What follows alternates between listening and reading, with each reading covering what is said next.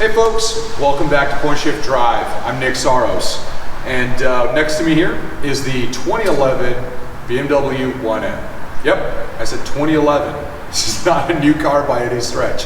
However, it is a car that's gaining legendary status by the car enthusiast community, and so I wanted to explore the reasons why that's the case, and also demystify some of the details around the car. So, with all that being said, we're gonna go for a ride right now.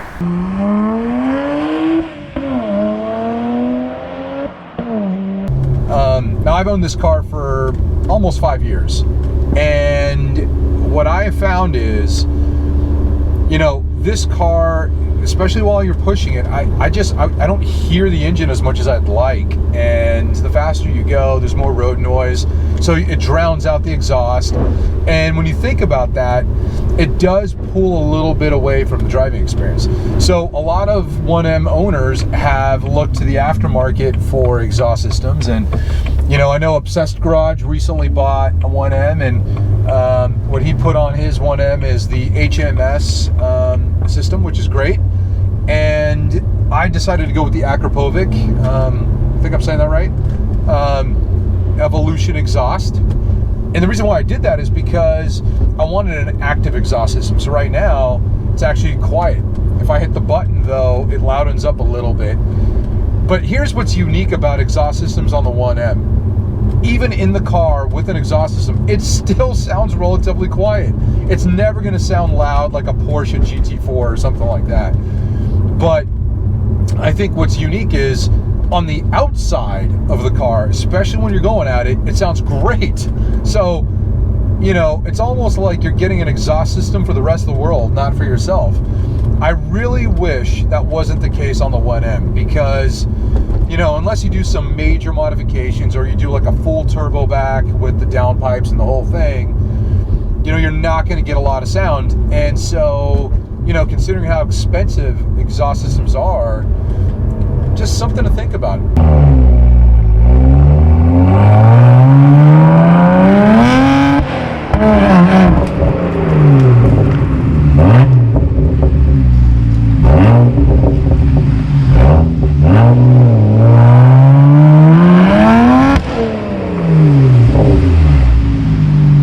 So let's talk a little bit about what makes the 1M great. Well, one of the things that the 1M does really well is handle. It has a 2-step traction control system. You know, if you hit it once, it's in MDM mode, which allows you to have a little fun and slide the car around a little bit. And the other is totally off. And so whether you're looking to slide the car a lot or you just want to have a little bit of less intrusion, you can do that. And I think that's great. Also, I think stock suspension from the factory is it's fine. I mean, it's not great, but it's fine. This car is sitting on Öhlins Road and Track, just because I wanted a little bit of a better stance, and I think that those shocks are better. They just offer some more compliance, and yet really help the car feel stable at speed. So, but I've had the car for a long time, and I've driven it with both, and so I can speak to that. I think that suspension-wise, the car is great no matter what you do to it. Now, it is a short wheelbase, and so you got to be careful, right? If your traction control completely off and you're going around a corner and you downshift and hit the boost, yeah, I mean, it's going to go sideways. But you're not going to be driving like that unless that's your intent, right? So if you know what you're doing, you'll be fine. If you don't know what you're doing, maybe keep the traction control on. I also wanted to talk about the stick shift for a minute. What's great about this stick is that it doesn't actually feel like a traditional BMW. I've had a couple of E46 M3s. I even had an E90 that was also a stick. And these old BMWs had, I guess, the same type of shifter feel, which is the stick itself felt, it felt kind of loose. I mean, by design, right? I mean, it was like the gooseneck shifter itself was pretty high up, and in the gearbox, I mean, you could just feel like a little slop. And I think That's not what you would think a sports car should feel like, but yet that's what those M3s feel like. And that became, in my mind, kind of associated with how BMW builds a sports car until I drove this car. This feels short, tight, and precise. And it's a very satisfying shift, which is, I mean, so uncharacteristic of BMW. And that's not a knock on BMW. It's just, I didn't expect it to be that good. So I'm happy to report this is great. But I think one of the biggest and most important aspects of this car to mention is the steering feel. This is one of the last hydraulic systems that still exist, and from a modern car. And you know what? There's a huge difference. If you drive this back to back with anything else that's drive-by-wire, you'll instantly be able to tell why. You can tell where the car is pointed. You can tell where the wheels are pointed. You can feel things relatively well. I mean, I can tell I'm going over a crack, right? I can tell I hit a little rock. But at the same time, the weight of the steering seems to feel so perfect for the situation given, right? So if I'm really pushing hard around a corner, whatever weight percentage that is, that weighting system feels right. And it loosens up at the right time, and it just feels right. You don't even think about it until you think about it. And then you go, holy crap, that's amazing.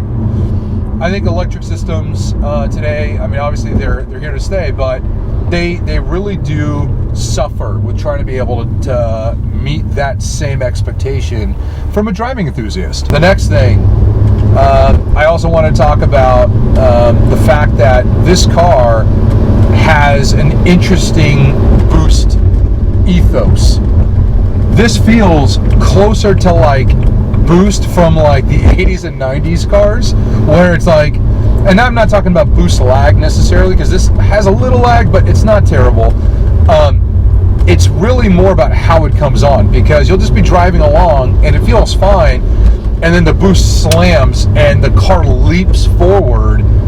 And if you're getting on the freeway, I've noticed this getting on the freeway, and it just always brings a grin to my face, is you're on the throttle and you're running through the RPM, and all of a sudden, you know, you feel that torque pushing your seat, and you shift, and your brain thinks, okay, there should be a slight dip and then it'll build up again. But that's not what happens here. In the 1M, it feels like the boost just continues on linearly from where it left off. And I'm talking about the shifts really from third to fourth and into fifth. Like, it's a really cool feeling. And until you drive it, it's hard to describe that. But I think that makes this car special too.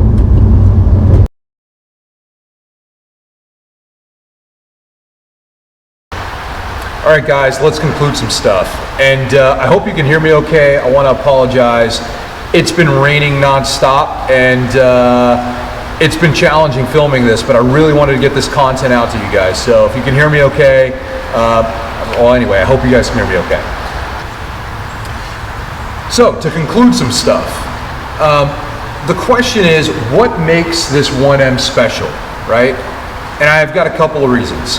I think it's not a special car simply because the engineers over at BMW decided to build this car as a passion project on the side. I don't think it's special simply because it's built with all the goodness of the E92 M3, but, you know, from the factory as a hot rod. And I certainly don't think it's simply because it's built in small numbers. Although when you add all that up, you can see the direction this is heading. I think what makes this car special is that it's a point in time, meaning it's never going to be made again. And I think that's an important thing to digest as a car enthusiast. Car companies today don't care about making sports cars. What they care about is selling cars. And sure, there are some exceptions. I think Porsche's probably the number one. But when you look across the industry, you're seeing less and less manuals, less and less sports cars, and less cars focused on driving dynamics. And the simple reason why is because the consumer doesn't buy those. They buy SUVs, they buy crossovers, and they buy hybrids. right? So when you think about that, that means that if we want to see more cars like this in the future, we got to buy them new and we got to request them. We have to actually make our voices as car enthusiasts heard. And so that is something that I don't think we have done well as a car community, but you can really go a long way by going to your dealership and requesting a manual, or looking for a new car that actually has something special about it in terms of driving dynamics, and make your voice heard by purchasing it. I know I'm definitely guilty of buying a lot of used cars. I'm aspiring to buy new stuff soon. But in the interim, I just want to make that point, because when you take all of that information and consolidate it, you start to recognize why this is such a moment in time piece. And that makes it an amazing car. And I'm going to make a bold prediction, but my feeling on it is this car is going to be $100,000 or more in the next 2 to 5 years. So quickly you're seeing these cars slip out of the affordability category, right? So all that being said, if you like the 1M and you want to get your hands on one, don't wait, because the owners that have them and drive them and love them rarely put them for sale. And if you do find one for sale and it's within your price range, snag it, because it's only going to go up in value. Anyways, all that being said, guys, I really do hope you guys have appreciated this video and enjoyed it. If you did, like and subscribe, and hit that little bell notification. And please, enter comments at the bottom. I'd love getting engaged in any conversation, even if it's you don't agree with me. That's what being a car guy is all about, having those discussions and coming to conclusions. So, all that being said, thanks for watching, guys. I'll catch you on the next one.